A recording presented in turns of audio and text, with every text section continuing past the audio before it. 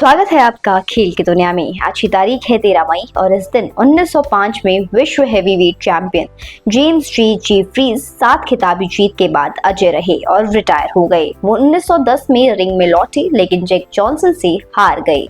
13 मई का दिन खेल इतिहास में कई महत्वपूर्ण घटनाओं के लिए जाना जाता है। आइए इस तारीख की कुछ खास घटनाओं पर नजर डालें। 13 मई 1909 पहला गिरोह डी इटालिया मिलान में शुरू हुआ, जिसमें इटालवी साइक्लिस्ट लुइगी गन्ना पहले विजेता बने। 13 मई 1950 पहली फॉर्मूला 1 विश्व चैंपियनशिप रेस सिल्वरस्टोन सर्किट पर हुई, जिसमें जियोसेपे फरीना ने अल्फा रोमियो के लिए जीत हासिल की। 13 मई 1958 में सेंट लुइस कार्डिनल्स के स्टेन म्यूजियल ने शिकागो कब्स के खिलाफ मैच में अपने करियर का 3000वां हिट हासिल किया। 13 मई 2015 में डेरेक स्टेपन ने ओवरटाइम में सीरीज जीतने वाला गोल किया, जिससे न्यूयॉर्क रेंजर्स ने वॉशिंगटन कैपिटल्स के खिलाफ गेम 7 में जीत हासिल की और ईस्टर्न कॉन्फ्रेंस फाइनल में जगह बनाई। 13 मई 2012 में मैनचेस्टर सिटी ने सर्जियो अगुएरो के आखिरी मिनट में नाटकीय गोल से क्वींस पार्क रेंजर्स को 3-2 से हराकर अपनी पहली प्रीमियर लीग खिताब जीती। आज के दिन कई महान खिलाड़ियों ने जन्म लिया था, जिनमें शामिल है डेनिस रोडमन, जिनका जन्म 13 मई 1961 में हुआ। वो एक हॉल ऑफ फेम NBA खिलाड़ी हैं जो अपने रीबाउंडिंग क्षमता और रंगीन व्यक्तित्व के लिए जाने जाते हैं। माइक बीबी, जिनका जन्म 13 मई 1978 में हुआ, वो एक पूर्व NBA पॉइंट गार्ड है जो सैक्रामेंटो किंग्स और मियामी हीट सहित कई टीमों के लिए खेल चुके हैं।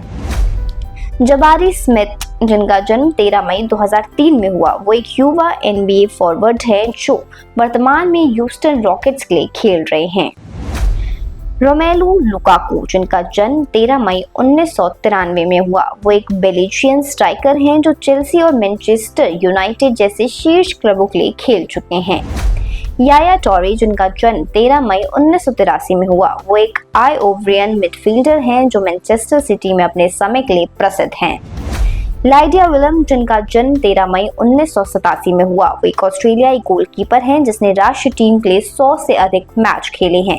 पीके सबन, जिनका जन्म 13 मई 1989 में हुआ, कनाडाई डिफेंसमैन जिसने 2013 में नॉरिस ट्रॉफी जीत मॉन्ट्रियल कैनेडियंस, नैशविल प्रेडेटर्स और न्यू जर्सी डेविल्स के लिए खेला।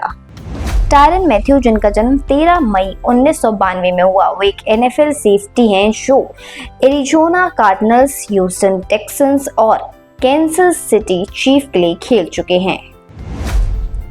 आज के दिन कई बड़े और बेहतरीन रिकॉर्ड भी बने। 13 मई 1999 Allen Iverson's playoff steals record. Philadelphia 76ers और ऑरलैंडो मैजिक के बीच पहले राउंड की गेम 3 में एलन आइवरसन ने 10 स्टील्स के साथ NBA प्लेऑफ रिकॉर्ड बनाया। उन्होंने 33 पॉइंट भी बनाए और 76ers को 97-85 से जीत दिलाई। 1958 Stan Musial's 3000 test. Saint Louis Cardinals के स्टैन म्यूजियल ने शिकागो कब्स के पिचर मॉ ड्रॉबेस्की के खिलाफ विग्रेली फील्ड में पिंच हिट डबल के साथ अपने करियर का 3000वां हिट हासिल किया। कार्डिनल्स ने ये गेम 5-3 से जीता। 1958 Giants record 50 total bases. San Francisco Giants की साथी खिलाड़ी विली मेस और डेलिन स्पेंसर ने प्रत्येक ने 4 एक्स्ट्रा बेस हिट्स बनाए और जायंट्स ने लॉस एंजलिस डॉजर्स के खिलाफ 16-9 की जीत में 50 टोटल बेस का रिकॉर्ड बनाया। 1976 New York nets ABA championship. New York nets ने तीसरे क्वार्टर में 22 अंकों की कमी को पार करते हुए डेनवर नगेट्स को 112-106 से हराया और 6 गेम में आखिरी ABA चैंपियनशिप जीती। 1891 Isaac Murphy's Kentucky Derby victory. Isaac Murphy ने किंग्समैन के साथ लगातार दूसरी केंटकी डर्बी जीती। 4 घोड़ों की दौड़ में आखिरी स्थान से आकर बालगोवन को आधी लंबाई से हरा दिया। अब नजर डालेंगे देश की खबरों पर। आज मन मायूस है, दिल बैठ गया, वही हुआ जिसका डर था। विराट कोहली ने टेस्ट क्रिकेट से भी संन्यास ले लिया। किसने सोचा था कि 2008 में पहली बार टीम इंडिया में आया गोलू मोनू सा लड़का एक दिन भारतीय क्रिकेट इतिहास का सबसे सफल टेस्ट कप्तान बन जाएगा। आप जानकर हैरान रह जाएंगे कि कोहली की कप्तानी में भारत ने 68 में से 40 मैच जीते हैं। 2011 में पहला टेस्ट मैच खेलने के 3 साल बाद कप्तानी मिलने के 11 साल बाद संन्यास। 36 साल के विराट की कमी सिर्फ टीम इंडिया को ही नहीं खिलेगी बल्कि उनके चाहने वाले को भी चीकू को मिस करने वाले हैं। वैसे तो विराट ने अपने 14 साल लंबे करियर में भारत को कई मैच जिताए, लेकिन एजबेस्टन में विपरीत हालातों में खेली 149 रन की पारी आज भी आंखों के सामने है। साल 2014 में भारतीय टीम इंग्लैंड दौरे पर थी। इस दौरे से पहले विराट अंग्रेजी की सरजमी से बुरे तरह फ्लॉप होकर लौटे थे। ऐसे में एजबेस्टन क्रिकेट ग्राउंड में खेले गए पहले टेस्ट में विराट ने अपनी कमबैक की नई कहानी लिखी। James Anderson, Stuart Broad, Ben Stokes और सैम करन जैसे तेज गेंदबाजों का सामना किया तो आदिल रशीद की फिरकी से भी निपटे। मुकाबले में इंग्लैंड को 287 रन पर समेटने के बाद भारत जब बैटिंग करने उतरा तो एक छोर से धड़ाधड़ विकेट गिरते गए, लेकिन विराट क्रीज पर अंगद की तरह पैर जमाए खड़े थे। इस बार इंग्लैंड के सामने एक नया विराट था जो बेखौफ निडर होकर सीम स्विंग और पेस से निपट रहा था। अच्छी गेंदों का सम्मान और खराब गेंदबाजी पर उन्हें तगड़े प्रहार कर बता दिया कि क्यों उन्हें दुनिया का बेस्ट बल्लेबाज कहा जाता है।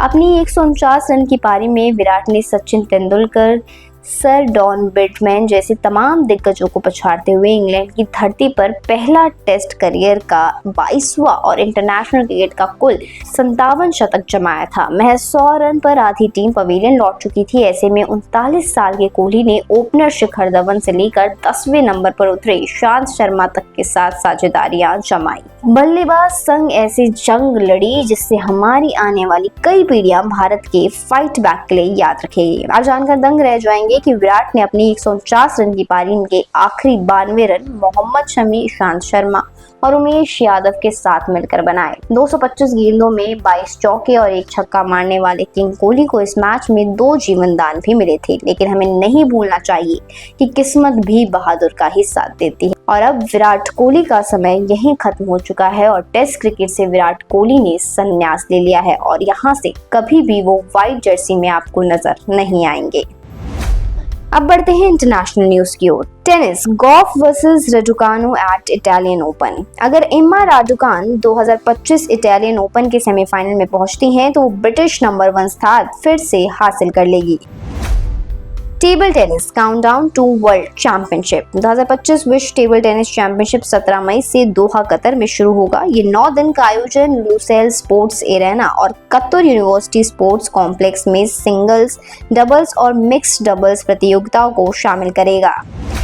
England world cup qualification at risk. England cricket team को 2027 वनडे विश्व कप के लिए सीधे क्वालिफिकेशन में अनिश्चितता का सामना करना पड़ रहा है क्योंकि वो आईसीसी रैंकिंग में 8वें स्थान पर खिसक गए हैं।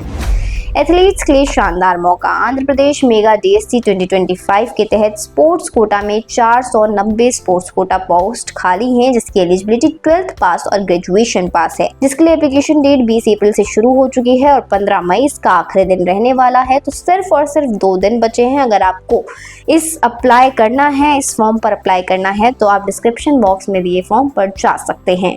सेंट्रल इंडस्ट्री सिक्योरिटी फोर्स यानी CISF हेड कांस्टेबल HC के तहत स्पोर्ट्स कोटा में 30 पोस्ट खाली हैं, जिसकी एलिजिबिलिटी 12th पास है। नेशनल और इंटरनेशनल लेवल अचीवमेंट जरूरी होंगी।